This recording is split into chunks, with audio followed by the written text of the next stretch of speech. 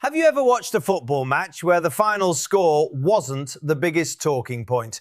A night that should have been remembered for pure brilliance somehow turned into one of the most heated debates of the tournament. That's exactly what happened when Argentina stepped onto the field for their opening match of the 2026 FIFA World Cup. Millions tuned in, expecting to witness another chapter in Lionel Messi's legendary career. What nobody expected was a match that would leave fans celebrating history, arguing over refereeing decisions, and replaying one controversial challenge again and again. For Lionel Messi, this tournament carries a different weight. At 38 years old, every appearance feels like another page from the closing chapter of one of football's greatest careers. Every touch, every pass, every goal is now viewed through the lens of legacy. Supporters know opportunities like this do not come often. And that's why the atmosphere inside the stadium felt different long before the opening whistle. It wasn't simply Argentina beginning another World Cup campaign. It felt like the world preparing to witness the final World Cup journey of a player who has defined an entire generation. Then the match exploded into life. Before many supporters had even settled into their seats, Argentina were already creating dangerous chances. Their attacking movement looked sharp, confident, and full of purpose. Algeria, however, showed immediately that they had not arrived simply to defend. They pressed aggressively, attacked with confidence, and refused to be intimidated by the reigning champions. Within minutes, the stadium experienced its first emotional roller coaster. The ball found the back of the net. Argentina celebrated wildly, and Messi looked ready to add another unforgettable World Cup moment to his collection.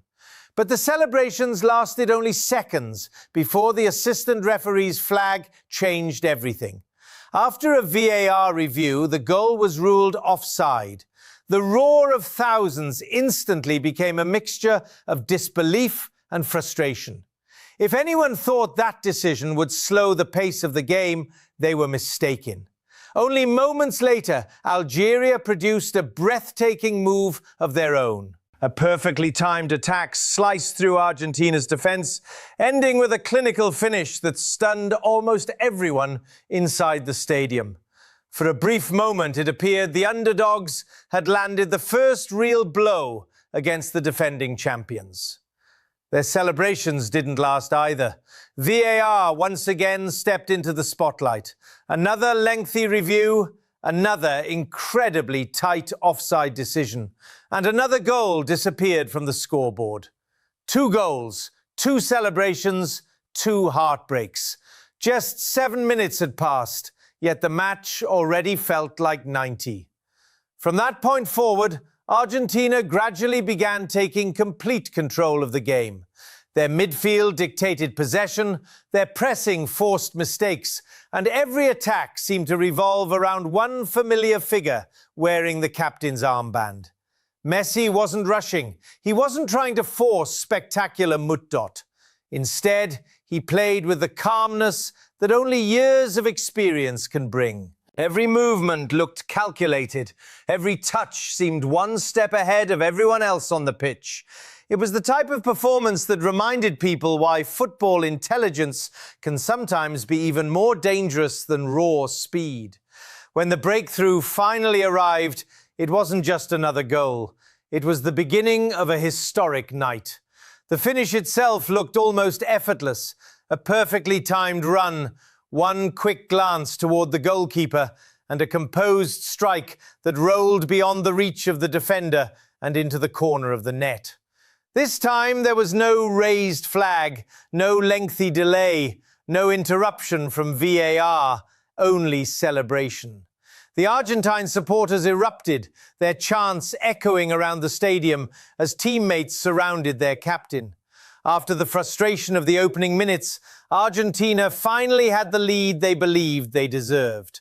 But what made the moment even more impressive wasn't simply the goal. It was the way Messi controlled the rhythm of the match afterward.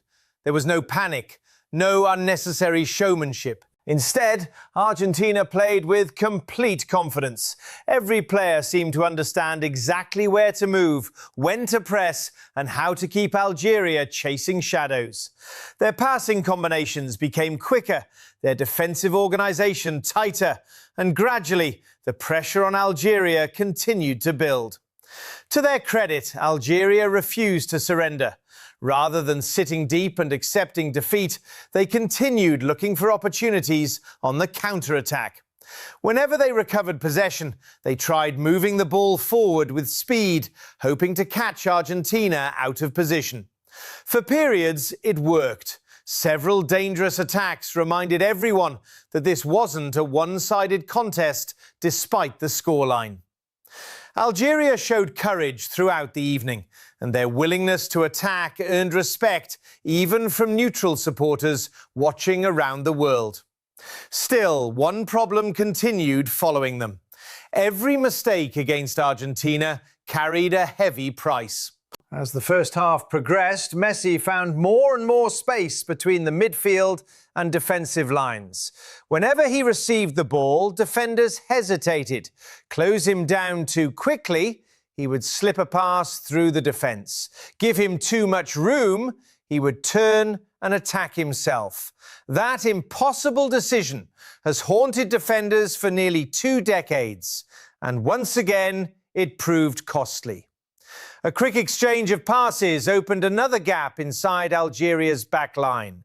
Messi drifted into space almost unnoticed before receiving the return ball in stride. Without taking extra touches, he calmly guided another finish beyond the goalkeeper. 2 goals, just like that. The stadium erupted again. There was something almost inevitable about it.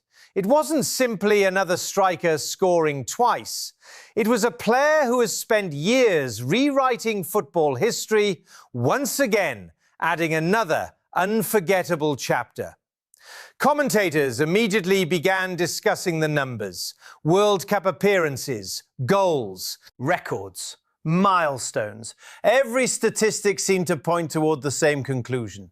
Messi was rapidly approaching one of the greatest achievements the tournament had ever seen.